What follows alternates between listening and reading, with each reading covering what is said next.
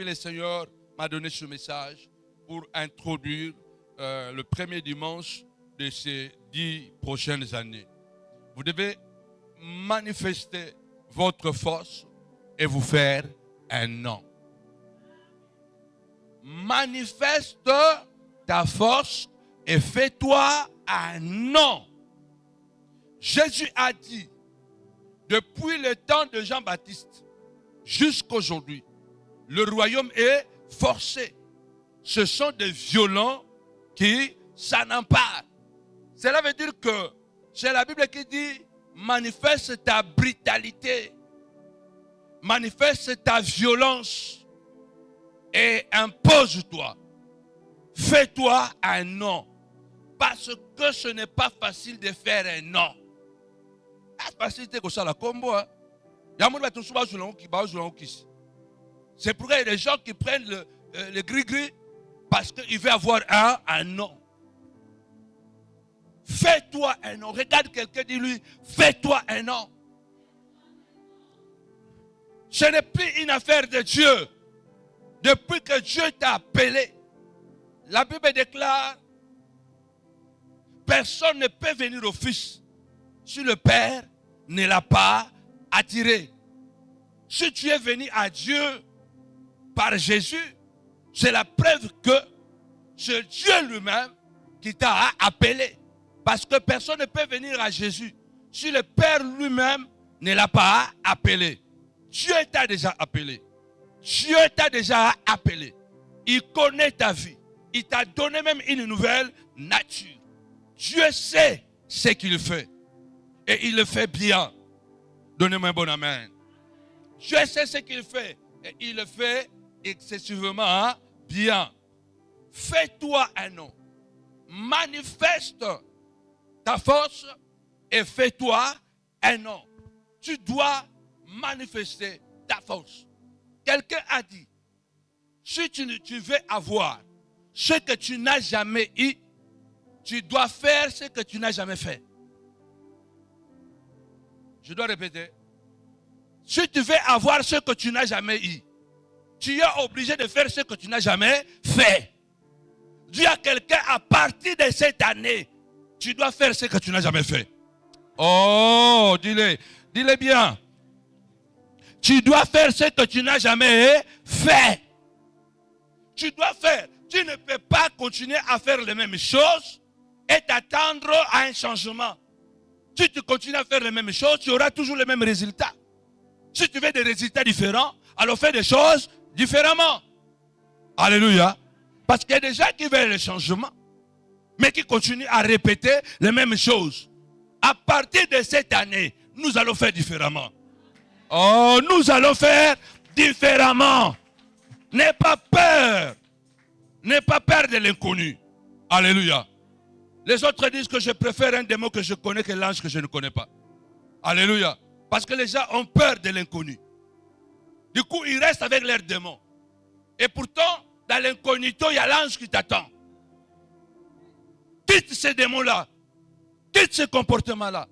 Quitte cette pensée-là. Alléluia. Va dans l'incognito. Jette-toi entre les mains du Seigneur. Et sa grâce sera là. Manifeste ta force et fais-toi un nom.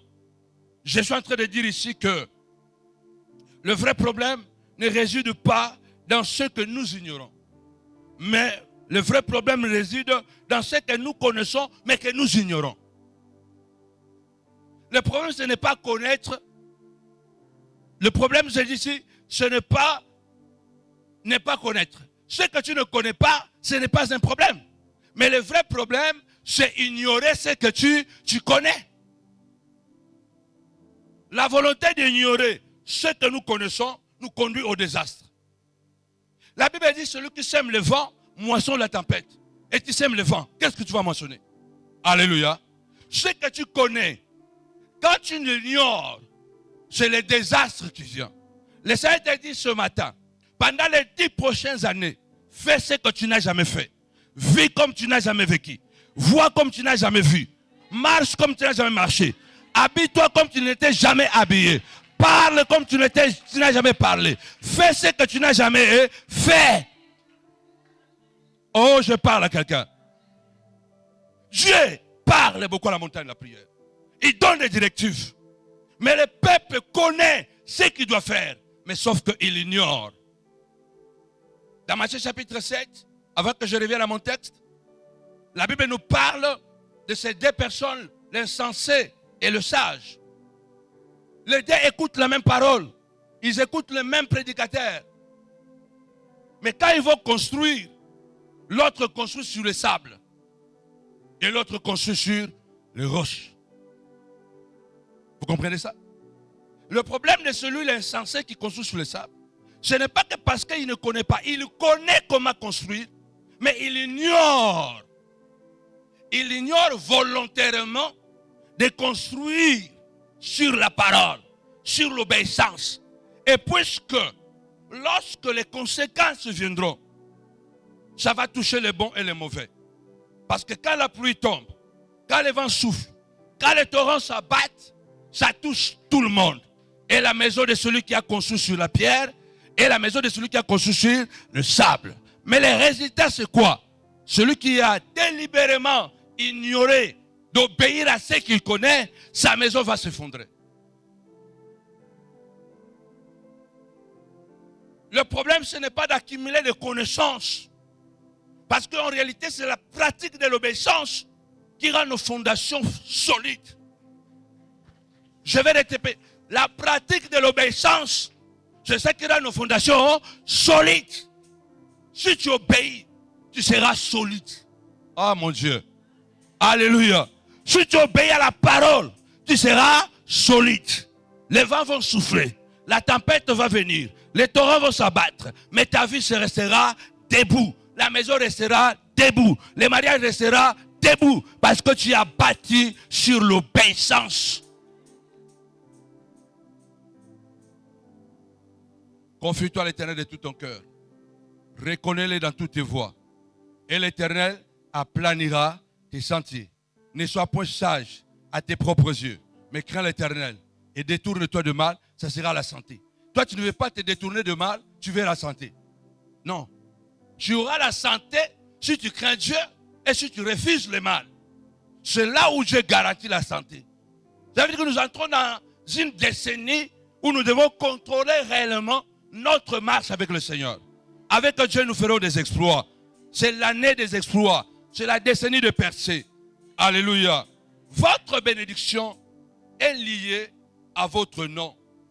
Pour vous bénir, Dieu commence d'abord par bénir votre nom.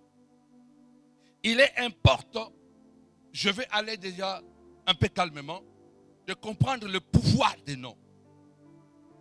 Depuis la nuit de temps, le nom de l'individu n'est pas une simple étiquette. Parce qu'on a mis une étiquette, c'est panaché. On a mis une étiquette, c'est Coca-Cola. Votre nom, ce n'est pas une étiquette. Votre nom, c'est votre identité. Votre nom, c'est votre destinée. Votre vie est liée à votre nom. Oh, je parle à quelqu'un. Tous, depuis la nuit des temps, on donnait les noms aux enfants toujours selon les circonstances de la vie, en attendant que le nom qu'on donne à cet enfant devienne sa vie. Alléluia. Alors, l'un de mes petits frères, quand il était né, papa, comme on l'accusait toujours de choses qu'il n'avait pas fait, il a donné à mon petit frère le nom de Mankangila Mambo. Le Mankangila Mambo, c'est à Kikongo. Donc c'est quelqu'un où on accuse toujours de fausses choses, de faux témoignages. Ne donnez pas des noms négatifs à vos enfants. Alléluia. Votre nom, c'est votre identité. Votre nom, c'est votre personnalité. Votre bénédiction est liée à votre nom. Alors nous allons commencer par Riche, chapitre 4. Cela a été écrit, reviens un peu là où tu avais écrit. Reviens. Voilà, ça, j'ai déjà dit ça. Ok, on y va. Riche, chapitre 1. Voilà. Riche, chapitre 4, versets 9 à 11. Mais en réalité, on doit aller jusqu'au verset 17.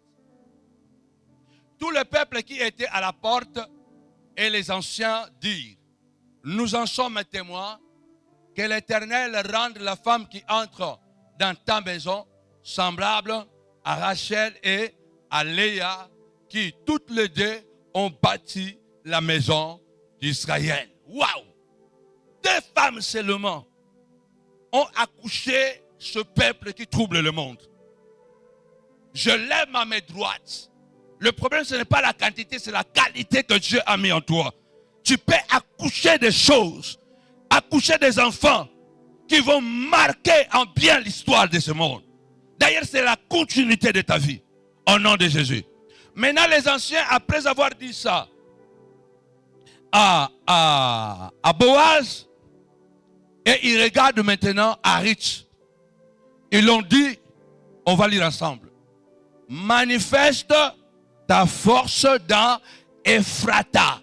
Ephrata était une localité de Bethléem de Juda. C'était le territoire d'Isaïe, le père de David. Et à cette époque-là, Isaïe même, il n'y a pas l'odeur. David, il n'y a pas l'odeur. Il y a des choses que tu ne vois pas encore. Mais Dieu le prépare pour l'avant, pour l'après, pardon. Manifeste ta force dans Ephrata. Et fais-toi un nom dans Bethléem. On va d'abord sauter Genèse. Est-ce qu'on peut continuer Rich? C'est compliqué?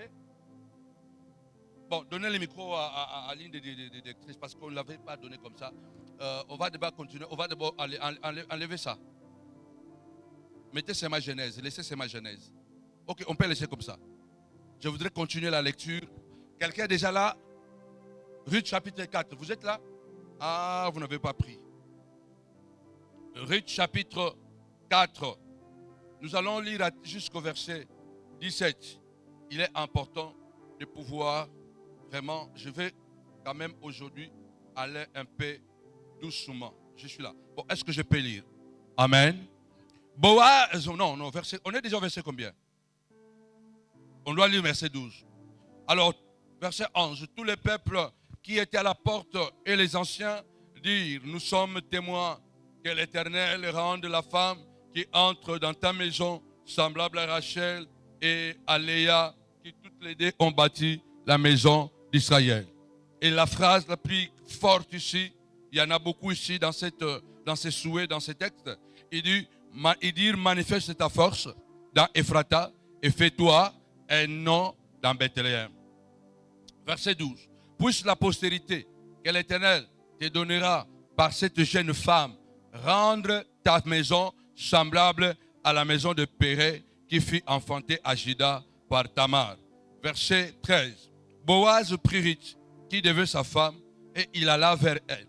L'Éternel permit à Ruth de concevoir et elle enfanta un fils. Les femmes dirent à Naomi, béni soit l'Éternel qui ne t'a point laissé manquer aujourd'hui d'un homme ayant droit de rachat et dont le nom sera célébré. Le nom sera célébré en Israël. On va te célébrer. Oh, il faut qu'on te célèbre. On n'a pas encore commencé, on y arrive. Le nom de cet homme sera célébré en Israël. On ne célèbre pas n'importe qui. Hein. On ne célèbre pas n'importe qui. On célèbre les gens qui marquent le temps, qui font des prouesses. Les gens qui se distinguent. Ce sont ces gens-là qui sont célébrés. Et toi, tu vas te distinguer. Et grâce à ton nom, alléluia, dont le nom sera célébré en Israël. Cet enfant restaurera ton âme et sera le soutien de ta vieillesse. Car ta belle-fille qui t'aime l'a enfantée. Elle vaut mieux pour toi que 7 fils. Naomi prit l'enfant, elle le mit sur ses seins et elle fit sa garde. Les voisins lui donnèrent un nom en disant, un fils est né à Naomi. Et elles l'appelèrent Obed. Ce qui m'intrigue ici, ce fils, on va terminer avec moi. Une lignée noble. Une lignée noble. Ne jouez pas avec le nom. On a dit, on connaît l'histoire de Rich, de son attachement à sa belle-mère. Naomi et son mari, il y avait la famine à Bethléem. Et la Bible déclare, ils se sont décidés d'immigrer dans le pays de Moab. En arrivant là-bas, le mari est mort. Et les 2 enfants aussi sont morts. Et les 2 femmes qu'ils ont prises, Naomi dit, en tout cas, mon âme est triste, Dieu m'a frappé, je retourne chez moi. Et les 2 femmes, Ruth et Orpa, ont décidé d'accompagner leur belle-mère. Mais comme une personne consciente, elle se retourne, elle regarde à ses 2 belles filles. Elle dit, je ne vais pas vous faire souffrir. Rentrez chez vous. Parce qu'à mon âge, même si je serai avec un homme ce soir, cette nuit, est-ce que vous serez patiente à attendre jusqu'à ce qu'il grandisse? Alors mes filles, rentrez chez vous. Parce que je suis convaincu que c'est à cause de vous que je suis dans le malheur. Et Orpa a baisé sa belle-mère et elle est rentrée. Mais Ruth s'est attachée à Naomi. Elle a dit, pourquoi tu n'es pas parti? Accompagne ta belle-sœur. Et Ruth dit, je m'attache à toi. Où que tu ailles, j'irai. Là où tu vas mourir, je mourrai. Ton peuple sera mon peuple. Ton Dieu sera mon Dieu. Alléluia. Que Dieu me traite avec toutes ses forces, si seulement je me sépare de toi à part la mort. La Bible déclare, Ruth s'attacha à Naomi. Alléluia. Bien-aimés dans la vie, nous devons toujours nous attacher à quelqu'un afin de nous amener quelque part. Parce que Dieu, c'est un Dieu de relations, mais de bonnes relations. Ruth s'est attachée à une veuve privée de son mari, privée de ses enfants. Elle s'est attachée à elle par amour. Aujourd'hui, les gens s'attachent les uns et les autres par intérêt. Uniquement par intérêt. Je connais des gens, ça fait 30 ans dans le ministère. Ils n'ont jamais organisé une croisade. Seuls, ils fondent leur réussite sur le succès des autres. Ils font d'une ville à une autre, d'un pasteur à un autre. Ils sont puissants dans les relations.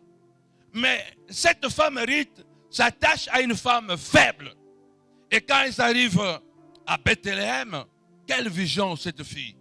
Et puis à un moment donné, il dit, on ne peut pas rester comme ça parce qu'on n'a personne. Je vais aller glaner derrière le moissonneur. Et le champ, pour écouter où il va aller moissonner, c'était le champ de Boaz. Et quand il est revenu, il a raconté à sa belle-mère, je moissonnais dans un champ d'un homme appelé Boaz. Et le nom a sonné dans les oreilles de Ruth. Le nom a un pouvoir. Alléluia. Aujourd'hui, je vais te révéler des choses qui vont casser ta tête. Ne permettez à personne de jouer avec ton nom. Celui qui détruit ton nom détruit ton avenir. Celui qui détruit ton nom détruit ta destinée. Ne permettez à personne de prendre ton nom à la légère, de faire de ton nom le colportage, ce qu'il veut. Attention, il y a des fois, il y a des choses que nous disons, Dieu va s'en occuper, mais c'est toi qui dois manifester ta force. Parce que ton nom, c'est ta destinée. Ton nom, c'est ton identité. La Bible dit, quand Rita a entendu que c'était Boaz, elle a dit, mais waouh, cet homme a un droit de rachat sur nous. Alors ma fille, ne va plus ailleurs, reste là. Et Rita a écouté les conseils de sa belle-mère. Et sa belle-mère un jour lui dit, je voudrais assurer ton avenir. Dis avec quelqu'un, je vais assurer ton avenir. Les hommes ne peuvent pas l'assurer, mais Dieu peut l'assurer. Oh mon Dieu, Dieu va assurer ton avenir. quand Dieu assure ton avenir, il dispose des circonstances à ta faveur. C'est pourquoi la Bible déclare, alléluia, la Bible déclare quand Dieu agrée la voix d'un homme, il dispose favorablement à son égard, même ses ennemis. Dieu va permettre même que Pharaon devienne ton ami, parce que Dieu a un plan merveilleux pour toi. Personne ne peut te tuer quand Dieu assure ton avenir. Aucune maladie ne peut te tuer quand Dieu assure ton avenir. C'est pourquoi la Bible dit ne crains rien. Elle a dit, quand elle va manger et boire parce qu'il y aura la fête, quand elle va aller dormir, va mettre tes beaux habits, comme les mamans ont mis des beaux habits aujourd'hui, parce qu'ils vont se coucher derrière le pied de Jésus. Parce que Boaz, c'est l'image de Christ. Les rachats, c'est Jésus qui est notre, alléluia, le prix de notre rachat. C'est lui le Boaz qui nous rachète. Alors Ruth a écouté le conseil de sa belle-mère. Et la maman lui a dit, va, couche-toi à côté de Boaz, soulève le manteau et couche à ses pieds. Et puisque Boaz était tellement, je crois il était un peu sourd, soit il avait tellement mangé, il était fatigué. Et la nuit, quand il se réveille comme ça, il touche comme ça, il raconte qu'il y a quelqu'un, il saute, il dit, hey, c'est qui? Écoute, Ruth, étends ton manteau, car tu as droit de rachat. Boaz regarde et dit, ah, jeune fille, belle comme ça. Tu n'as pas choisi des beaux garçons, des jeunes, riches ou pauvres. Mais tu es venu te réfugier à mes pieds. Je vais m'occuper de toi. Alléluia. Alors pour le couper court, parce que sinon c'est long, vous connaissez l'histoire. Boaz, comme un homme intègre, il a décidé de ne pas faire les choses vaille qui vaille. Non. Il a dit, à part moi, il y a quelqu'un qui a le droit de rachat plus que moi. À part lui, c'est moi. Ou après lui, c'est moi. Alors nous allons lui demander, celui-là il renonce, qui ne veut pas de toi, moi, je vais t'épouser. Et puis, Boaz organise cette rencontre à la porte de la ville et il appelle le monsieur. Il lui dit, voilà, Naomi est rentrée, elle a perdu son père, son mari et ses 2 enfants, mais elle nous a ramené ici l'une des femmes de ses enfants, qui est Ruth, qui est là. Si tu veux, tu peux l'épouser et puis pour donner un nom, alléluia, à notre défunt, pour que le nom de notre défunt ne puisse pas disparaître. Ton nom peut disparaître. Et si ton nom disparaît, tu n'as plus de traces sur terre. Et Dieu va te poser la question. Je t'ai envoyé sur terre pour que tu fasses un nom. Comment tu reviens ici anonyme? Tu ne peux pas retourner au ciel anonyme. Oh, donnez-moi un bon amen. Et le monsieur a dit, moi, je ne veux pas épouser Ruth. Parce que je ne veux pas relever le nom de défunt. Ce n'est pas mon affaire. Et Boaz a dit, puisque toi tu ne veux pas, moi je vais m'en occuper. Je veux épouser Ruth. Et il a épousé Ruth. Ce qui nous intrigue ici, Ruth est une Moabite. Elle est étrangère. Elle est venue dans le pays des Hébreux. C'est une fille qui est née d'une lignée des incestes. C'est la lignée de Lot. Que Dieu avait dit, vous n'allez pas vous mélanger. Mais ta foi peut changer ton histoire. Oh, je parle à quelqu'un. La foi peut changer ton histoire. Attache-toi à Dieu. Attache-toi à Jésus. Jésus peut transformer ta vie de l'humiliation à l'élévation, de la maladie à la santé. La Bible déclare,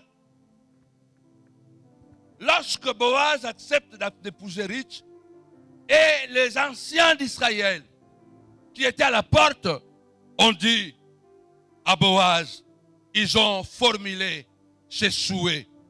Que Dieu rende la femme qui entre dans ta maison semblable à des femmes puissantes, costaudes. Léa et Rachel. Des femmes qui ont le deux construit une nation. Mais que Dieu puisse rendre Ruth pareil à Léa et Rachel. Et ils ont regardé à Ruth. Tu es étrangère. Les gens ici vont te combattre. Beaucoup ne vont pas accepter que tu tombes enceinte. Mais manifeste ta force. Fais-toi un nom. Lakisa makasi na yo, sala kombo. Oko sala kombo avant kufa. Tu vas, oh mon Dieu, mon roi, tu vas faire un nom avant la mort. Parce que cela est déjà écrit. Parce qu'il y avait des obstacles. Il y avait des combats. On lui a dit, pour avoir un nom ici, dans Ephrata, pour avoir un nom ici à Bethléem, ça ne sera pas facile. Pour faire un nom ici à Paris, pour t'imposer à Paris, pour bâtir une église qui résiste au complot, aux menaces, aux manipulations, tu dois être violent. Pour élever les enfants qui vont être des ingénieurs, des traders, des médecins dans ce pays, tu dois être violente comme Maman Eva. Parce que la gloire dérange toujours. Il y a des gens qui se réveillent le matin, son objectif c'est de te rendre malheureux. Ne pensez pas que les choses seront faciles. Mais tu dois marquer le terrain. Tu dois marquer ton territoire. Et tu dois faire un nom. Cela veut dire que ton nom doit impacter. My God. Ils lui ont dit, tu dois manifester ta force pour faire un nom. Parce que le nom, c'est l'identité. Le nom, c'est la grandeur. Alléluia. Est-ce que ton nom peut impacter ton entourage? Est-ce que ton nom peut impacter ta famille? Déjà même dans ta famille, quand on cite ton nom, tout le monde dit, qui encore? Un jour, j'ai parlé avec maman Blandine. Sa nièce voulait aller s'inscrire dans le groupe de quartier latin de Kofi Olomide pour devenir danseuse là-bas. Parce que vous savez, il y a un problème de travail chez nous. Et puis, les autres tantes lui disent, hey, toi tu veux aller entrer dans ces choses, tu ne sais pas que dans ces milieux-là, on donne les gens. Pour avoir le succès, tu dois donner les gens. Pour avoir un nom, tu dois donner les gens. Et elle dit, mais mais nous, quand j'en passe année, on a ça l'année l'autre. Tu peux ça y est. Vous voyez, quand tu ne sers à rien.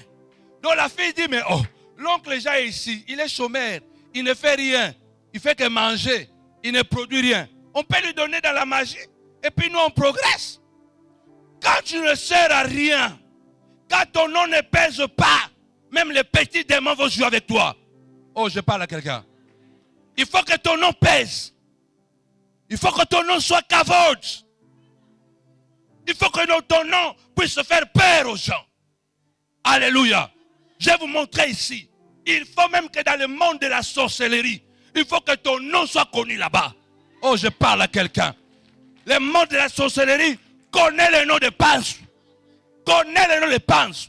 Et quand il parle de moi, il tremble. Ne jouez pas avec le nom. Alléluia. On lui a dit, ça ne sera pas facile ici. Ici, pour faire un nom, tu dois te battre. Pour être une personnalité, tu dois payer un prix. Riche. Ça ne suffit pas d'épouser Boaz. Parce qu'il y a des gens, malgré que tu as épousé Boaz, ils vont te créer des problèmes pour que tu n'aies pas la postérité. Mais je déclare au nom puissant de Jésus, qu'il le veuille ou pas, tu auras la postérité. Tu auras une postérité. Tu auras un héritage spirituel, matériel, intellectuel. Je me prépare à léguer à mes enfants, un héritage intellectuel, un héritage spirituel, un héritage matériel. Ça, c'est mon combat. Que le veuille ou pas, que vous me cherchez ou pas, je vais léguer à mes enfants l'héritage spirituel. Mais l'héritage spirituel ne suffit pas. L'héritage intellectuel est important. L'héritage matériel est important. Que vous le voulez ou pas. Parce que mon nom doit être perpétué. Oh, est-ce que je parle à quelqu'un? Balinga toko sala kombo. Fongola Misu, Telema Tambola. Tu dois faire un nom. Réveille-toi. Ruth était déterminée. Et on lui a dit, ça ne sera pas facile. Tu es étrangère. Alléluia. Les gens vont te regarder, vont dire que à 60 ans, tu veux encore faire quoi? C'est fini pour toi. Commence à préparer les tombeaux. Non! Tu vivras jusqu'à 120 ans. Et tu seras encore fort. Les 10 prochaines années, Dieu, pendant que je priais cette nuit, Dieu m'a dit les 10 prochaines années, ce sont 10 années renouvelables. Ah! Dis à quelqu'un 10 années renouvelables. Donc pendant 20 ans, renouvelables, tu dois faire un nom. La maladie doit se taire. Les sorciers doivent se taire. Les jaloux doivent se taire. Parce que tu as 10 ans renouvelables. Et tu vas te battre.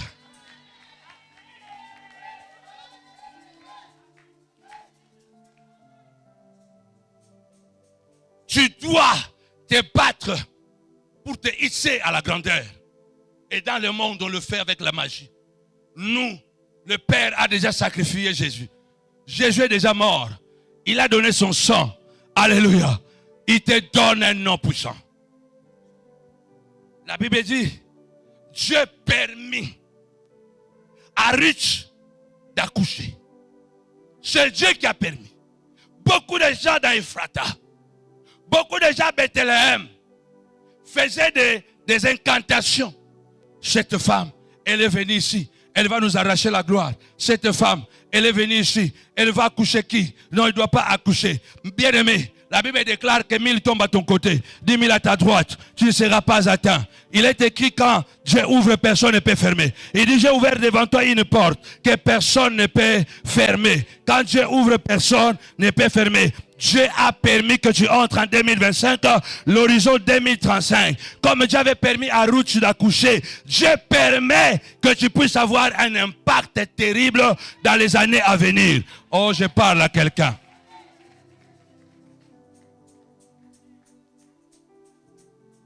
Dieu dit à Habakkuk, tu ne croirais pas si on te racontait ce que je veux faire dans la suite du temps. Est-ce que je parle à quelqu'un? Dieu a permis à Ruth, même si les ennemis ne veulent pas, je t'annonce la bonne nouvelle. Dieu va permettre que tu puisses avoir un héritage costaud. Est-ce que je peux avoir de l'eau? Un héritage costaud. Tu dois avoir des héritiers costauds, pas des héritiers malades. Des gens et des hommes et des femmes qui vont défendre ton nom.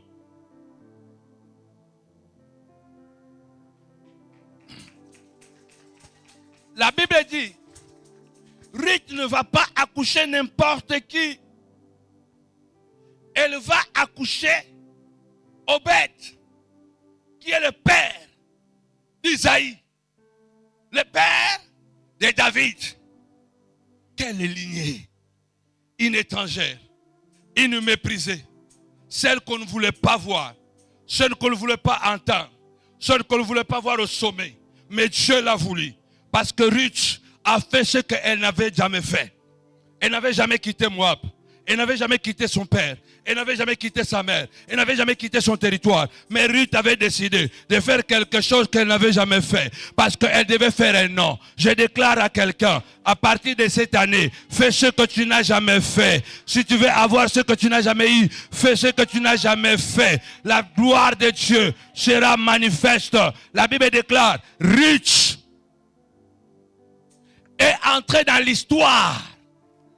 Écoutez bien. Beaucoup de gens ne veulent pas te voir dans la gloire. Il y a des gens qui travaillent pour que tu meurs avant. Parce qu'ils ne te combattent pas pour ce que tu es aujourd'hui. Ils te combattent pour ce que tu seras demain. Je voudrais te donner la bonne nouvelle.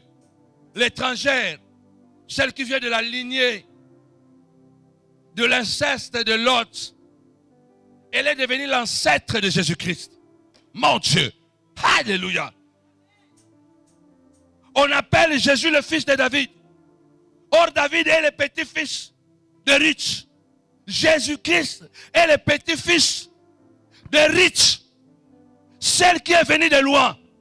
Je déclare, fais-toi la violence, fais-toi, bats-toi. On lui a dit quoi? Manifeste ta force, révèle ta force et fais un nom en France. Fais un nom en France. D'ailleurs, en France, ici, c'est le pays des étrangers.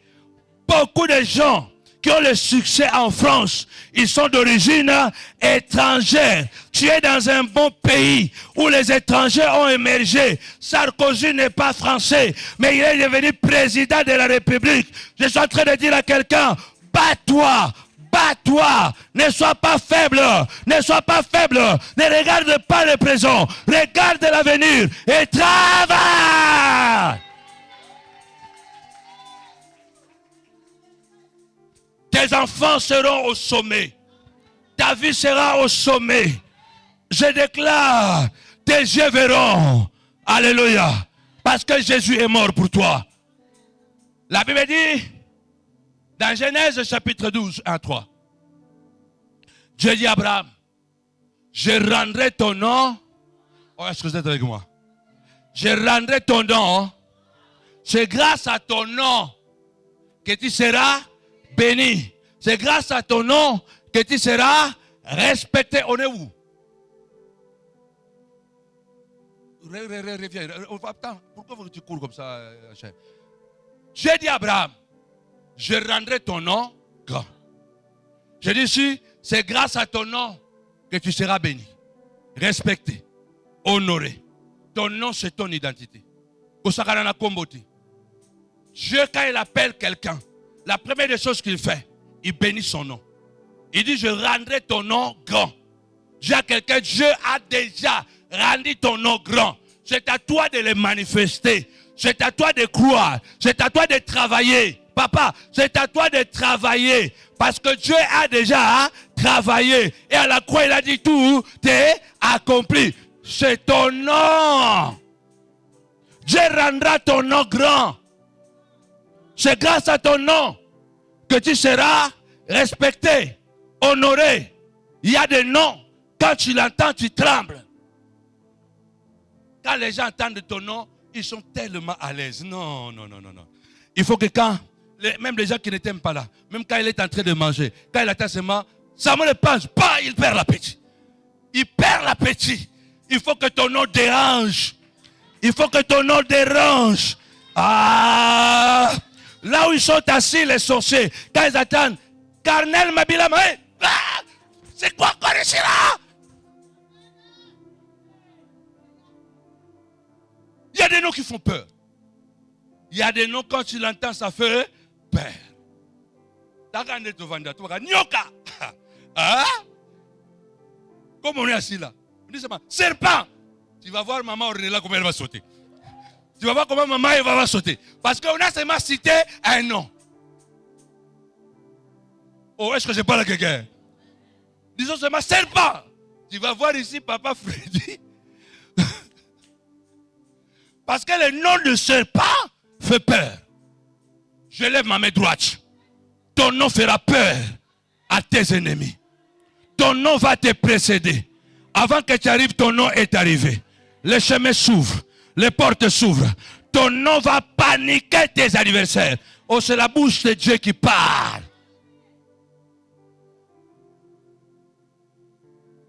Il y a des noms qui font peur.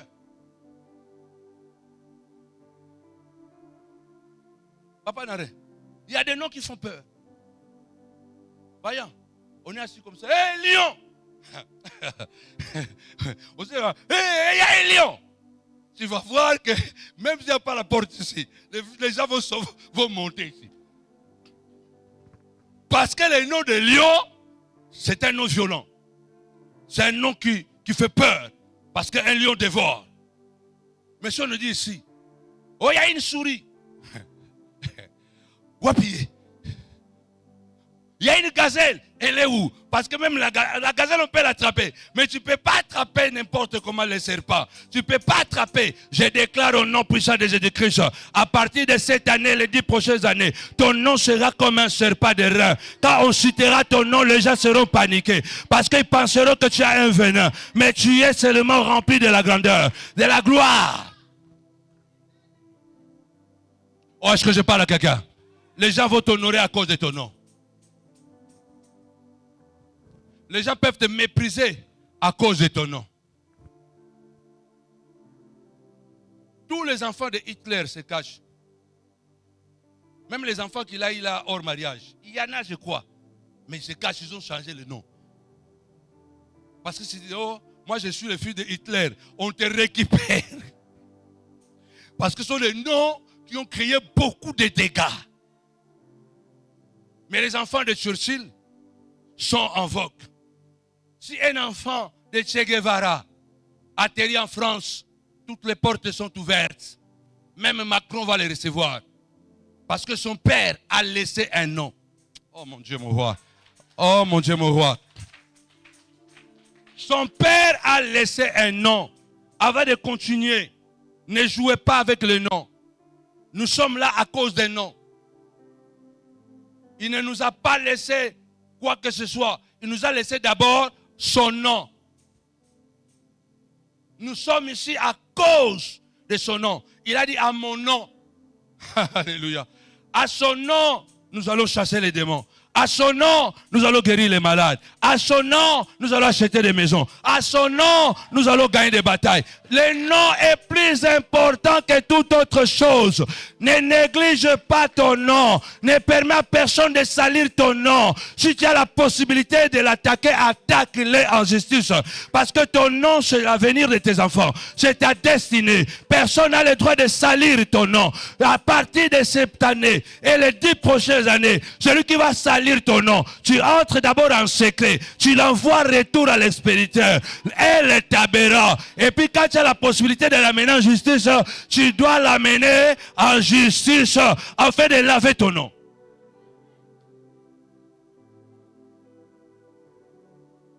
Il y a des gens qui veulent salir. Vous pensez quoi? Quand les gens veulent salir votre nom, c'est parce qu'ils veulent salir votre bénédiction. Les gens vous bénissent par rapport à votre nom. Les gens vous approchent par rapport à votre nom. C'est le nom de Jésus que je porte et qui rend le nom de Samuel Panzou célèbre. Tu es là à cause de Jésus, mais parce que Jésus a rendu ce nom célèbre. Je porte un nom. Tes enfants doivent porter un nom.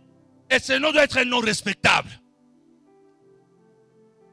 Ne permettez à personne de salir votre père, votre mère.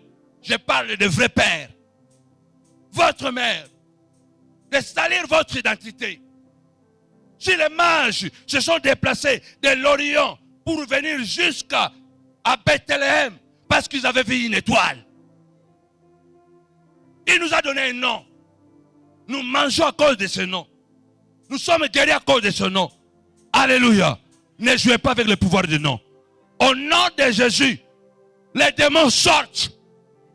Je vais développer les batailles des noms. Nous utilisons un nom. Qui utilise ton nom? Nous utilisons un nom. Est-ce que tu sais que dans le monde spirituel, on utilise aussi le nom des gens?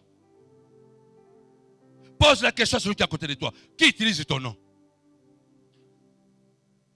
Tu te bats dans la vie. Les choses n'avancent pas. Maladie ici. Blocage là-bas. Divorce ici. Parce qu'il y a des gens qui travaillent seulement avec ton nom. Ils utilisent ton nom en mal. Parce que là, nous sommes en train d'utiliser un nom. Mais nous l'utilisons en bien. Nous utilisons le nom. Qui utilise ton nom? Pour quel but? Vous le verrez plus tard. C'est pourquoi même dans le passé, on utilisait les pseudos.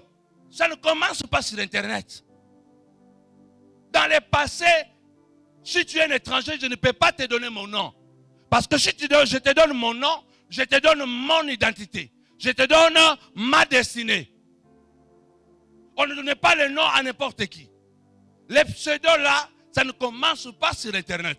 Ça ne commence pas dans le monde moderne. C'est pourquoi, même lorsque la Manoah est venue, il a demandé à l'ange, quel est ton nom? L'ange lui a dit, pourquoi tu demandes mon nom? Il s'est tourné, il a dit, il est merveilleux. Il est merveilleux. Je ne te donne pas mon nom. En hébreu, il a dit, Péli. Quand il a regardé Manoah, il s'est tourné, il a dit, Péli, qui veut dire mystère. Quand Manoah veut connaître ton nom, il dit son nom, l'ange dit, je suis un mystère. Je ne peux pas te donner mon nom. Mais aujourd'hui, nos noms sont partout. Et la guerre que nous avons aujourd'hui, c'est la guerre des identités. Le monde d'aujourd'hui, c'est le monde des identités. Toutes les plateformes du monde, celui qui a beaucoup plus d'informations sur toi, sur le monde, il est riche. Même Jacob, après que Dieu l'a cassé l'ange, il a dit, quel est ton nom? L'ange a dit, pourquoi tu demandes mon nom? Mais aujourd'hui, nos noms sont connus. On vous oblige même de donner votre nom. C'est pourquoi on a besoin de grandir dans le spirituel. Même si quelqu'un a ton nom. La Bible déclare, nous avons été scellés du sceau du Saint-Esprit. Je me rappelle un jour à Milan. Je suis dans mes 24-25 ans. Et j'allais prêcher maison à maison. J'allais prêcher dans une maison d'un frère qui était venu en Europe par le chemin de l'Irak et tout ça, Nzela Makol. Ils sont rentrés. Et dans le chemin qu'ils ont fait, ils ont quand même eu la grâce d'avoir des bijoux. Ils avaient un coffre de bijoux. Et chaque fois qu'ils se bagarraient, quand ils se bagarraient, si la femme récupère le coffre, il a gagné.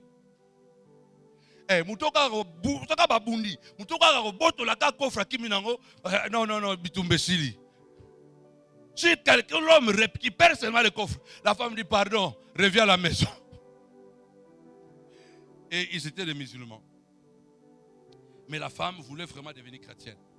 Et j'allais là-bas. Et je le prêchais. Et l'homme ne me supportait pas. Il ne me supportait pas.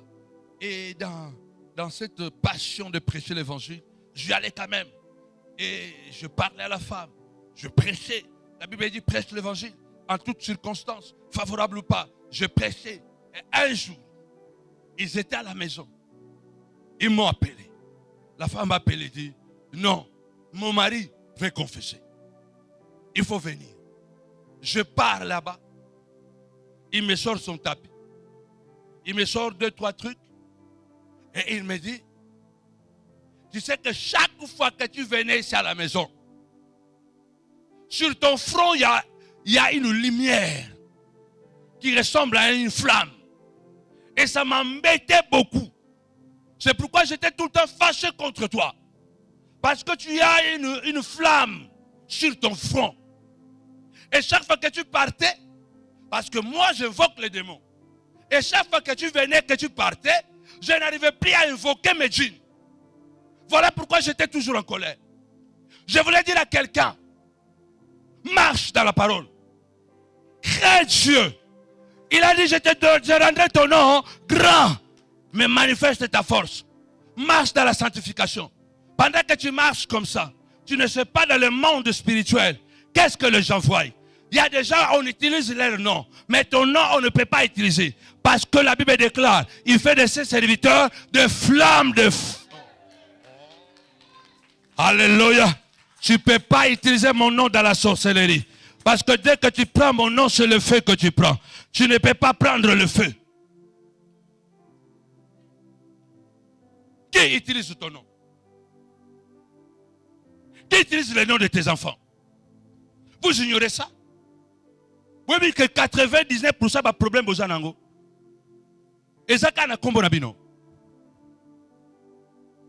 90%, même les maladies, même les malédictions, mais tout là, la plupart des choses sont liées à votre nom. Et dans cette génération, on est encore beaucoup plus exposé. Parce que nos noms sont exposés. Est-ce que je peux aller encore avant? Est-ce que je peux encore... Allez, monte. Si les mages ont amené des trésors, c'est parce qu'ils ont vu une étoile. Qu'est-ce qu'un nom? Le nom est une expression ou notion qui sert à distinguer les êtres ou les choses. Ton nom te distingue. Chez nous en Angola, quand tu te présentes et tu dis je m'appelle Vandoume, ce sont des noms célèbres. Amen. Ton nom te distingue. Ensuite seulement ton nom. Je sais pas que, bon, au Congo, je ne sais pas qu'est-ce qui se passe. Déjà, quand tu portes le nom de Lumumba, tu es une autre personne. Hein? Quelqu'un qui a des rues même en IRSS, je ne sais pas si en Russie aujourd'hui. Quelqu'un qui a des rues en Russie, ce n'est pas n'importe qui. Ça veut dire que les enfants Lumumba, ce sont des nobles. C'est à cause de ce que leur papa a fait. Oh, est-ce que je parle à quelqu'un? Ton nom te distingue. C'est pourquoi Dieu dit, je te donne un nom nouveau que personne ne connaît. My God. Alléluia. Dans le Panzula, il y a un autre nom qui est caché à l'intérieur que tu ne peux pas maîtriser. Même quand tu vas chez les Nganga, tu vas chez les marabouts, c'est un nom qui est caché là. Tu ne peux pas le maîtriser parce qu'il y a un pouvoir.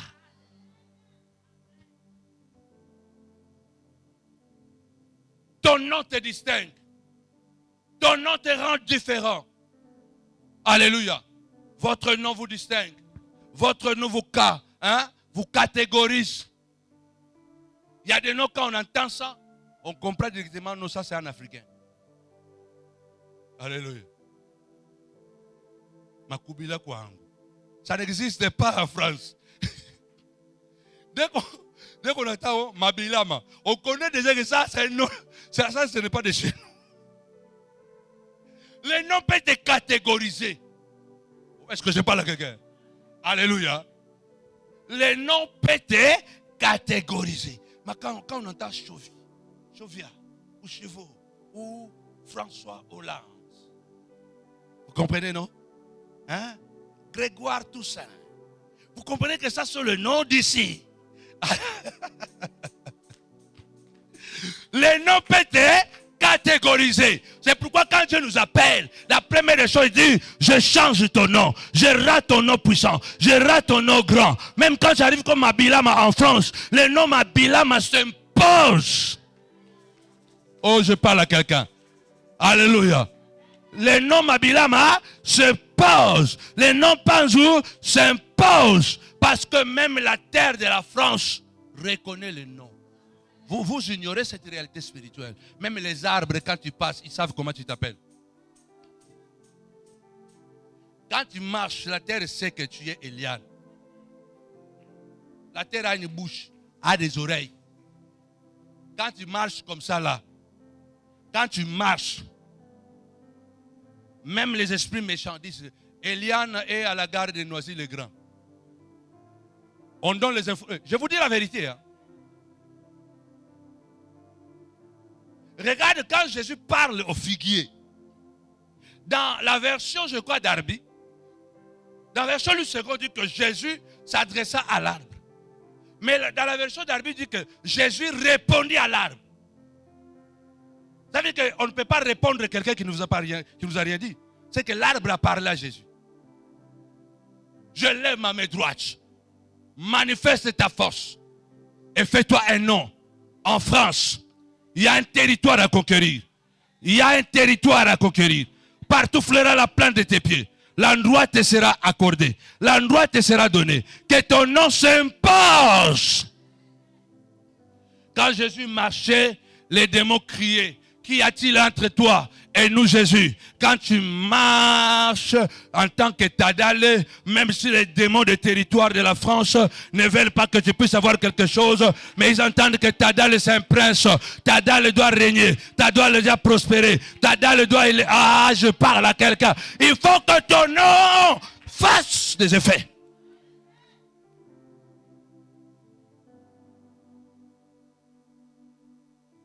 Aucune bénédiction ne peut être en dehors de ton nom. Oko pambola mate. Ce qui nous combono ne pambola mite. La première des choses, nous allons faire cette prière à la fin. C'est la première que vous allez faire. Vous allez faire. La première des choses, c'est il faut que ton nom, le nom de tes enfants, soit sanctifié. C'est pourquoi beaucoup de chrétiens souffrent. Parce que nous ignorons le secret des noms. Les noms, c'est comme un parfum, dit la Bible. Quand tu marches, ton nom exhale déjà une odeur. Quelle est l'odeur de ton nom? Solo kombo na ezanin. Ozo tambola na solo ya liwa. Poseba lia yokala. Tu marches avec les odeurs de la mort. Parce qu'on t'a mangé il y a longtemps. Tu es mort vivant. À partir d'aujourd'hui, tu ressuscites, tu reviens à la vie. Et quand tu marches, tu dégages l'odeur de la vie, l'odeur de la gloire, l'odeur de la santé. Au nom de... Oh, est-ce que je parle à quelqu'un? On est où? Les noms vous catégorisent.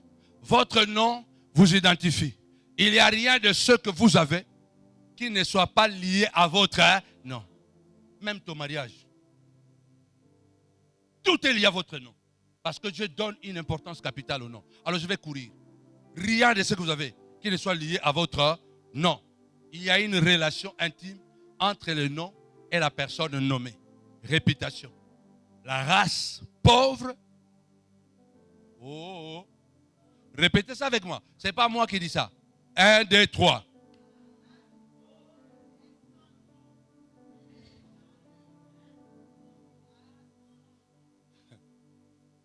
Tu n'as jamais lu ces versets. Hein? C'est pourquoi on a dit à Ruth, sois brutal. Dieu t'a béni. Mais tu dois être brutal. Manifeste la force pour faire un nom. Parce que les gens pauvres, ils sont sans nom. Vous savez comment on appelle les pauvres en France? L'élite. On nous appelle descendants. On nous appelle descendants. C'est ce qui a créé polémique entre Hollande et sa fiancée. Comment elle s'appelait?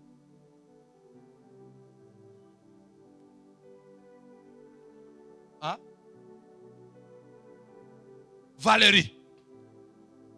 Parce que Valérie avait révélé que Hollande, dans une fête, il y avait un Pelé ou écrit en lui disant, oh, on était dans cette fête, même les descendants étaient contents.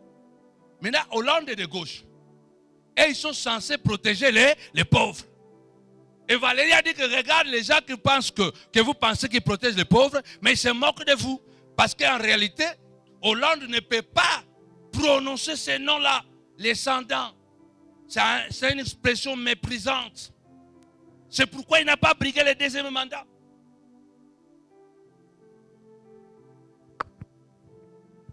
Est-ce que quelqu'un peut lire ce verset? C'est Darby. Si vous avez Darby.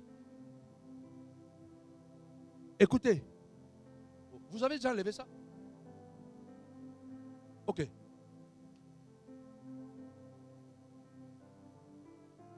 La race pauvre est sans nom. Amen. La race pauvre est, les gens de rien sont une race sans nom. Donc si tu n'as pas un nom, ça veut dire que tu existes, mais tu ne pèses pas. Tu existes, mais tu ne comptes pas. Il y a des gens, si tu le touches, tu peux les tuer. Mais après sa mort, des milliers de gens vont mourir. Parce que son nom pèse. C'est ainsi que pour tuer une telle personne, on réfléchit 1000 fois. Et à la fin, on ne le tue pas. parce que les effets collatéraux seront graves. Je lève ma main droite à partir d'aujourd'hui. Les gens doivent réfléchir 1000 fois avant de te détruire. Parce que même s'ils arrivent à te détruire, les conséquences qu'ils vont subir jusqu'à 1000 générations dans leur descendance, il y aura des décès, il y aura des morts, il y aura des fous, il y aura des stériles. Au nom puissant de Jésus-Christ. Il y a des noms qui pèsent tellement lourd. Est-ce que ton nom pèse? Même parmi tes amis. C'est comme Maman Blandine avait dit, sa nièce a dit, mais l'oncle ne sert à rien, il est toujours là. On peut le manger et puis il ne fait rien. Parce qu'il n'a rien. Même si pendant que je parle, vous êtes pauvre matériellement, commencez d'abord à être riche spirituellement. Car le spirituel appelle les matériels. Votre nom doit peser. Même dans les quartiers. Alléluia. Il faut que même quand les bandits viennent dans le quartier, avant de venir voler chez toi, ils doivent réfléchir. 2 fois, 3 fois. Parce qu'ils savent qu'ici, on ne touche pas. Travaillez pour léguer à vos enfants un nom fort, un nom respectable, un nom honorable. Quand quelqu'un écoute ce nom, il tremble. Même dans le monde spirituel. Avant de passer à autre chose, ici, là, ok, on est là. L'Éternel a décidé d'assurer et de protéger ton nom. Amen. 2 Rois chapitre 14, verset 26 à 27. On va lire. 1, 2, 3. D'Israël à son comble et l'extrémité à laquelle se trouvait réduit esclave, homme libre, sans qu'il y ait eu personne pour venir au secours d'Israël. Or, l'Éternel n'avait point résolu d'effacer le nom d'Israël de dessous les cieux. Et il les délivra par Jéroboam, fils de Joas. On s'arrête là. Dieu est en train de dire, je n'ai pas décidé d'effacer ton nom. Ce sont les gens qui ont décidé. Mais moi, l'Éternel, je n'ai pas décidé. Amen. Les gens ont décidé d'effacer le nom d'Israël par la haine, l'esclavage, maltraitance. Mais Dieu a dit, moi, l'Éternel, je n'ai pas décidé d'effacer ton nom. Je dis à quelqu'un, Dieu n'a pas décidé. Dieu n'a pas décidé d'effacer ton nom. Ce sont les sorciers qui ont décidé. Ils ont tout fait pour que la montagne de la prière n'existe plus. Ils ont piraté les sites internet, piraté les pages Facebook, piraté, signalé YouTube. Ils ont résilié les contrats de travail. Ils ont fait tout ce qu'ils ont fait. Mais puisque Dieu n'a pas décidé de m'effacer, vous serez obligés de me vivre. Oh my God. Oh, je parle à quelqu'un. Dieu n'a pas décidé d'effacer ton histoire. Bah, vous allez obliger à vivre. Ah, dis à quelqu'un va vivre. Dis à quelqu'un, ils vont me vivre. Oh, comme si vous avez peur. Comme si vous avez peur de le dire. Ils vont me vivre ici en France. Ils vont me vivre. Dis ça, ma fille. Dis à quelqu'un, ils vont me vivre. Bah, vivre yo. Bah, vivre yo, bah, mona. Ils vont te vivre. Alléluia. Et alléluia. Dieu n'a pas décidé. Dieu n'a pas décidé d'effacer ton nom. C'est eux qui ont décidé. C'est les hommes qui ont décidé. Or, celui qui est au-dessus du trône, celui qui appauvrit et qui enrichit, celui qui fait mourir et qui fait vivre, celui qui abaisse et qui élève, c'est lui qui a le dernier mot. Celui qui décide, qui dit oui, oui, qui dit non, non. Ils ont décidé d'effacer ton nom, mais Dieu a dit, le nom d'Eva, le nom de Suzanne, je n'ai pas encore décidé d'être effacé. Vous verrez les enfants de Suzanne, vous verrez les enfants de Frédéric, vous verrez les enfants. Écoutez, Dieu n'a pas décidé d'effacer ton nom. Personne. Aucune maladie, même si la maladie vous touche aujourd'hui, puisque Dieu n'a pas décidé d'effacer votre nom. Maladie, retour à l'expéditeur. Alléluia. Job dit, j'ai un nom. Les pauvres n'ont pas un nom. Mais moi, je suis célèbre. Dieu me connaît. Satan me connaît. My God. Nzamba ebinga. Satan n'a pas ebinga. Nzamba ebinga baini nangape ba ebinga. Dieu me connaît, mes ennemis aussi me connaissent. Il faut que tes ennemis te connaissent. Ils peuvent t'insulter à la télévision. Mais quand ils entrent dans la toilette, ils sont préoccupés. Ils ne savent pas ta réaction. Ils ne savent pas qu'est-ce que tu vas redevenir. Ah là là là là là là là là là là là. Dieu connaissait Job. Satan aussi connaissait Job. N'aie pas peur que les sorciers te connaissent. D'ailleurs, il faut qu'ils te connaissent. Mais ils doivent te connaître comme un dangereux. Alléluia. Ils doivent te connaître comme un dangereux. Quand Satan les envoie aller chez Eponga, les démons disent non. La fois dernière, quand on était parti là-bas, on est revenu blessé. Il faut renfort. Il y a des fois quand le diable envoie les démons chez toi, ils sautent, youpi! On va aller danser vraiment là-bas. Parce que donc la maison est vide, la maison est la haine, la jalousie, colère, impudicité. Les démons disent, waouh, quand on va là-bas, on va danser, et puis on va les taper pas. Et puis tu te réveilles, oh, on m'a étranglé, on m'a... Il faut quand le démon le dit, va là-bas. Surtout chez moi là. Quand on le dit, va chez Panzou, il commence à pleurer. Oh, s'il te plaît, Seigneur. Seigneur Satan, s'il te plaît. Tu nous envoies toujours là-bas. On rentre toujours avec le feu de El Tabera. Étranglement là-bas. On rentre blessé. S'il te plaît, envoie une autre équipe. Chez moi là, quand on les envoie, ils pleurent. Ah, ils pleurent. Parce que chez moi, c'est un catalogue de prières. Catalogue de prières. Oye koto na dodi yodo, oye koto na dodi yodo, oye koto na dodi yo chuki, oye koto yo kakato, oye koto maïge.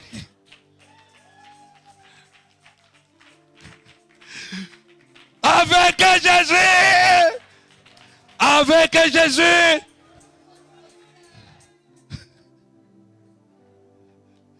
Ah ben oui, toutes les prises sont données. Kakato pa, maïgerita, chuki. Ba demota ba kapala nga ba problème. Batinda ba équipe na ba équipe ba changer bango. Ba changer bango. On so no biso to buka na ma be kula to zikaki. Tinda ba misusu. Alléluia. Dieu rend ton nom dangereux. Dieu rend ton nom dangereux. Il dit il fait de ses serviteurs une flamme de feu.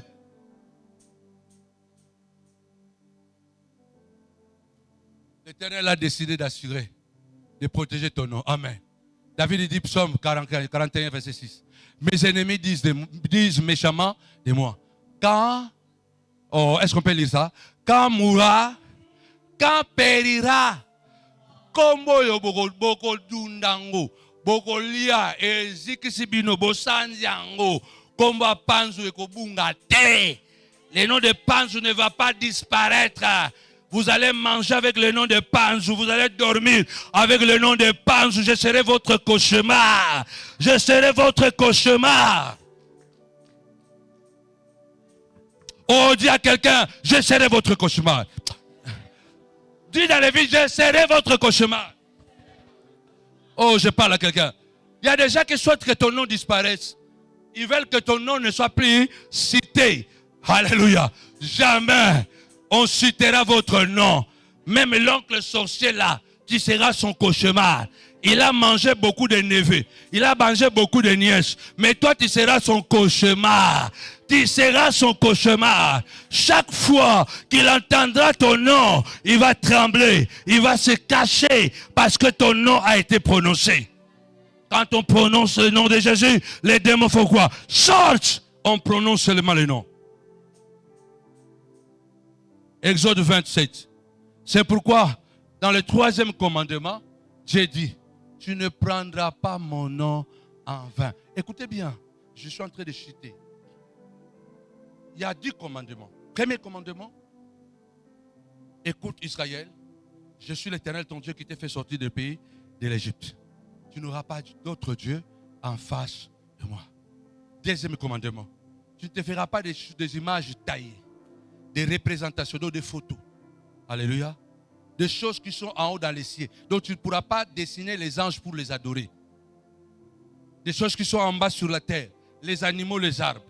qui sont plus bas que la terre, dans les eaux plus bas que la terre, donc les poissons, tout ce qui est maritime, tout ce qui est le monde marin, tu ne pourras pas te prosterner devant les images. Amen. Car moi, l'Éternel, ton Dieu, je suis un Dieu jaloux, qui punit l'iniquité des pères sur les enfants jusqu'à la 3e et la 4e génération. 3e commandement. Tu ne prendras pas le nom de l'Éternel, ton Dieu, en vain. Car l'Éternel ne laissera pas impuni celui qui prendra son nom en vain. Pourquoi? Je dis que tu ne prendras pas mon nom en vain. Tu ne peux pas jouer avec mon nom. Tu n'as pas le droit de jouer avec mon nom. Et puis il dit bien, je ne vais pas laisser impuni. Donc celui qui va jouer avec mon nom, je vais le punir. Je l'aime à mes droites. Celui qui joue avec ton nom, en calomniant ton nom, au nom de Jésus, en disant des faux témoignages à ton nom, je le déclare au nom de Jésus. Il ne restera pas impuni. Au nom puissant de Jésus, il ne laissera pas impuni. Je vais frapper celui qui prend ton nom à la légère. Il y a déjà tellement sorcier. Il va s'asseoir devant les gens. Il commence à inventer des histoires sur toi. Une parenthèse. Un homme de Dieu tombe dans l'impudicité. Il couche avec une fille à l'église pendant des années. Et une fois que la nouvelle est connue, le fiancé est venu me voir. Donc le fiancé n'était pas là quand lui sortait avec cette fille. Et à un moment donné, les fiancés, et le garçon là est venu de l'Angola.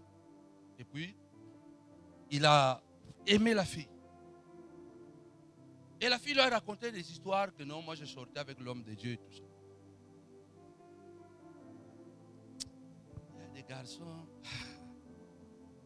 Non, au balotin. Ah, moi je ne t'épouse pas. Des bêtises comme ça. Les garçons sont venus me voir à la maison. Ma femme est là. Elle me dit, regarde ça, ça, ça, ça, ça. Alors moi je veux que tu appelles cette personne, qu'il vienne ici chez toi, demander pardon.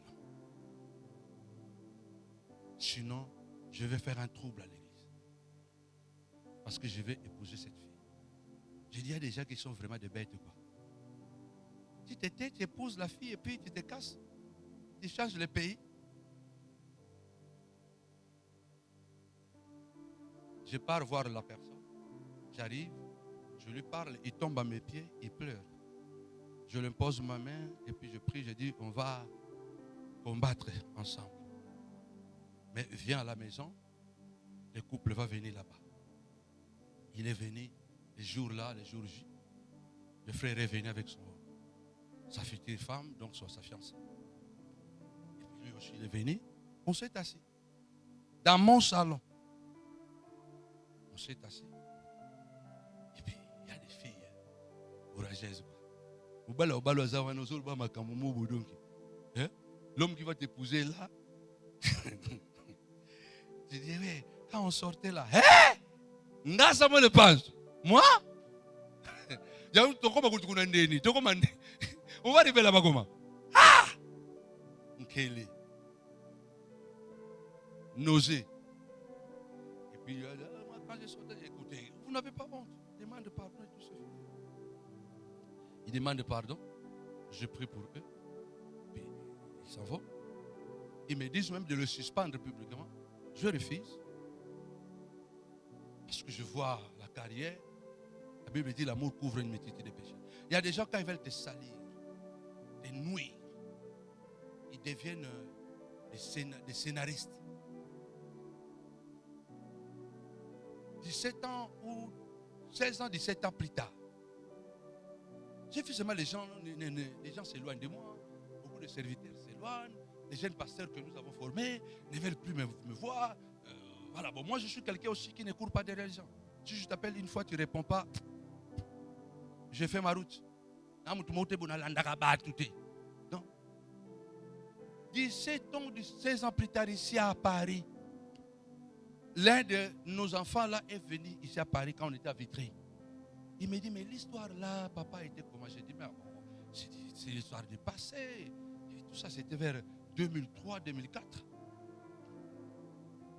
Je lui ai raconté, non, ben, c'était vrai, mais bon, j'ai tout fait pour lui dire non. Nous sommes allés voir le monsieur, l'homme de Dieu. Nous étions un groupe de gens, nous sommes allés là-bas, chez lui à la maison. Et il nous a dit, non, c'est une cabale que Panzo avait fait. Donc Panzo était avec la fille là à la gare de Milan. Ils étaient assis à la table, ils buvaient un coca. Et puis c'est Panzo qui m'a appelé. J'arrive là-bas, on était à 3. On buvait le coca. À un moment donné, Panzo s'est déplacé. Il a appelé les païens de Milan. Et les païens m'ont vu là-bas. C'est comme ça que l'histoire s'est répandue que moi je suis sorti avec cette fille-là. Mais c'est Panzo qui a monté ça. Homme de Dieu, hein? Il y a des gens, quand ils veulent te salir, quand ils veulent nuire, et le pasteur me dit, mais nous on a dit, mais comment un homme qui prêche la sanctification, qui prêche la vérité, qui prêche vraiment la droiture de la parole, peut monter un coup comme ça à son ami?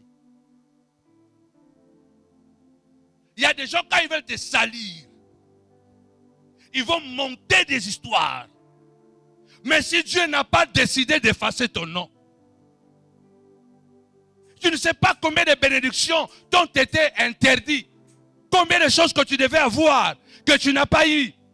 Parce que quelqu'un est allé noircir les tableaux de ton nom. Que la malédiction se colle à sa vie et à sa descendance.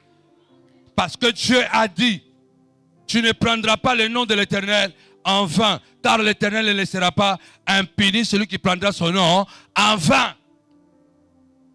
Je vais aller rapidement. Ne permettez à personne de jouer avec votre nom. Inculquez ça à vos enfants. Si quelqu'un prend à partir le nom de la famille, attaque-le avec tous les moyens que tu as. Tu m'entends, ancien? Ne laissez plus des choses comme ça. Oh, l'Éternel va s'en occuper. Non. Manifeste ta force. Fais-toi un nom. Oh, est-ce que je parle à quelqu'un? Jésus dit, quand vous priez, dites quoi? Notre Père qui est aux cieux, que ton nom soit sanctifié. En réalité, veut dire nettoyer. Mais Dieu est plus que saint. Vous allez le sanctifier comment? Comment tu vas sanctifier le nom de l'Éternel? Parce qu'on sanctifie les objets profanes pour que ça devienne sacré. Mais comment tu peux sanctifier le nom de l'Éternel? Au fait, cette expression sanctifier, quand il s'agit du nom de Dieu, il dit quand vous priez, vous devez dire notre Père qui est aux cieux, que ton nom soit craint, que ton nom soit respecté, honoré. Parce que si vous n'honorez pas le nom de votre Dieu, il va vous frapper. Troisième commandement. Que ton nom soit craint. Dieu oblige à l'humanité de craindre son nom. Tu dois imposer le respect. Il faut que ton nom impose le respect. Quand on dit Patrick vaillant, donc c'est un nom qui fait trembler. Vous savez, il y a des gens, il est seulement fou, hein? Mais les gens ont peur de lui. Hein? Vous comprenez ça? Il faut être un fou pour aller t'attaquer à un fou. Il y a des réalités il faut que les gens aient peur de toi. Moi, quand j'étais petit, depuis que je suis né et j'ai grandi aujourd'hui, je ne suis jamais rentré à la maison, quelqu'un m'a tapé. Jamais. Oh, je n'ai jamais vécu ça. Jamais. Parce que je grandissais depuis que j'avais 5-6 ans. Maman me disait, tu n'as personne. Donc j'ai toujours grandi, j'ai toujours appris à me défendre seul. Moi, avec les gens de mon âge, je les appelais petits. Quand j'avais 10 ans, ceux qui avaient 10 ans, je les appelais des petits frères.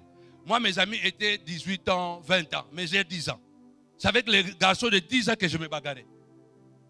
Dans la montagne haute, ne regarde pas la taille. Je vous assure.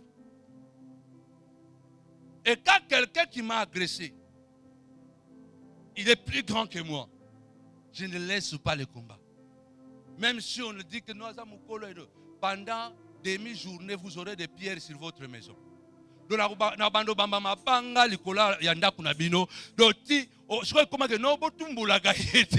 on dit non, il ne faut pas provoquer Samuel. Parce que même si tu le tapes là, vous serez mal à l'aise. Pour nous coacher mal à l'aise. Donc,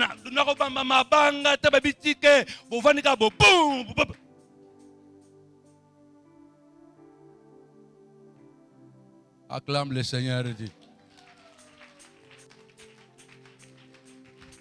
Il y a toujours un moyen de se faire respecter. Alléluia. Il y a toujours un moyen de se faire respecter. Tu es plus grand que moi, tu m'as tapé. Tu as fui. Parce qu'il faut fuir. Parce que moi, je vais continuer aussi à répondre. Tu me prépares. Moi, je me rappelle même, il y a un grand-père, je ne sais pas, de côté de papa Nico, qui a bagarré avec moi. Oui. J'avais 10 ans. Bagarre. Alléluia. Un jour, ah oui, j'ai maintenant 14 ans, 15 ans.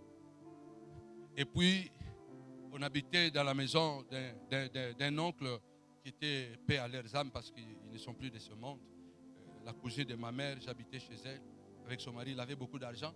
Et comme d'habitude en Afrique, quand quelqu'un a beaucoup d'argent, la maison devient comme un camp de militaires. Donc tout le monde va se réfugier là-bas.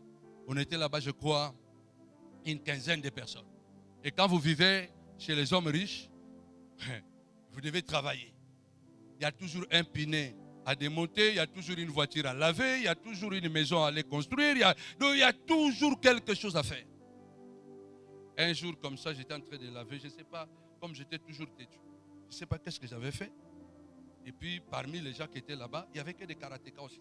Mais Jean n'était pas karatéka. Moi, j'avais 15 ans, 14 ans. Et Jean devait avoir déjà dans le 22 ans, 23 ans. Et il est venu, j'étais en train de laver mes habits. Il est venu à côté de moi. Il a dit, ah, tu as fait ça. Si tu dis ça encore, prochainement quand tu vas dire ça, je peux vraiment te taper. Si tu dis ça, alors j'étais tellement colère au-dedans de moi. Mais j'ai réfléchi que si on a combien sikoyo, et ça la bien dit.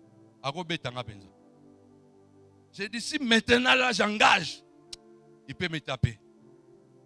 Je suis resté calme mais en colère. Quand j'ai fini de laver mes habits, l'après-midi, je suis allé au dojo. Je suis allé m'inscrire au karatéka. C'est comme ça qu'un homme doit être. C'est depuis ce jour-là que je suis devenu karatéka. Je suis allé là-bas. Et puis à notre époque, là, le karaté, ce n'était pas comme... Non! À notre époque, le karatéka était brutal. Des pompages. En 3 semaines, tu as déjà aucun billet. Donc, quand je fais 2 mois, j'ai dit à Jean, nous sommes en Djukumichi. Nous sommes en Montès. On appelle ça Djukumichi. Ah, tu comprends que j'étais dedans. Alors Jean, il se lève, il y a un petit manine. Papa. Depuis ce jour-là, Jean n'a plus ouvert la bouche. Jean n'a plus ouvert. Il y a toujours un moyen de se faire respecter. Oh, est-ce que je parle à quelqu'un? Alléluia. Il y a toujours un moyen de se faire respecter en France, à Paris. Ne sois pas idiot, ne sois pas imbécile, ne sois pas invauriant, ne sois pas un papier toilette. Alléluia. Tu as de la valeur. Même quand tu n'as pas de moyens, il y a des moyens. Quand je vis que je ne pouvais pas attaquer Jean, je me suis allé inscrire dans les dojos. Je me suis formé comme un sportif. J'étais un très bon sportif. Quand le maître relation n'était pas là, c'est moi qui donnais les entraînements. J'atteins, j'ai dépassé la ceinture jaune. Puis nous, on a atteint la délivrance, on a bloqué au temps, au bouger sous terre. Hein? Les diacres, papa Francis, même papa Pascal, qui est à la maison parce qu'il est malade. Vous ne voyez pas ici quand il y a des démons, quand il y a des délivrances, vous bougez. Mais quand je viens, c'est fini. Parce que quand tu as pris comme lui là, comme il est maître, ça reste. Il y a une force. Et maman Philo me dit toujours, finalement, heureusement que tu ne me tapes jamais. Parce que même si quand je prends sa main comme ça,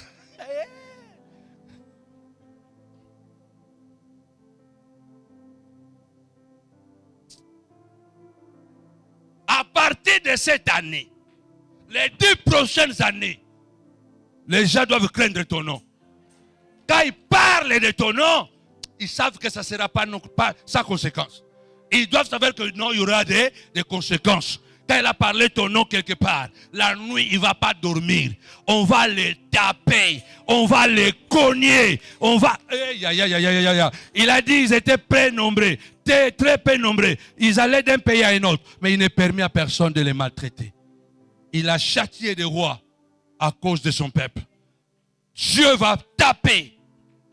Celui qui va négliger ton nom, la nuit là, il va subir les conséquences. Beaucoup de mamans me disent, ma rivale m'a dit, pardon, arrête, il ne faut plus venir me taper. Parce que pendant que je dormais, tu es venu me fouetter. Oh, je vais venir ma chicote. Vas-y, papa, on finit. Ne permets à personne de jouer avec ton nom. Alors, avant de faire cette prière, amen, hein? Prière pour sanctifier ton nom. Quand Dieu élève, il donne un nom. On va faire cette prière maintenant pour terminer. Mais avant de la faire, il faut que même le monde des ténèbres connaisse ton nom. Amen. Dis à quelqu'un, même les démons doivent me connaître. Oh, vous avez peur de ça quoi? Oh, tu vas te cacher où? Tu vas te cacher où? Si le figuier a parlé à Jésus, quand tu descends chez toi là, les arbres de ton quartier les disent, Alain est venu. Il est rentré du travail.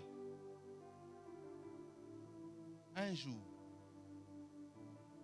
7 fils de Séva sont allés délivrer un homme qui était fou. Et quand ils sont arrivés, ils ont commencé à déclarer au nom de Jésus que Paul prêche. Écoute les démons. Ils disent, nous connaissons Jésus. Nous connaissons Paul. Mais vous, on ne vous connaît pas. Qui êtes-vous? Vous êtes des pauvres. Vous êtes sans nom. On les a tabassés copieusement.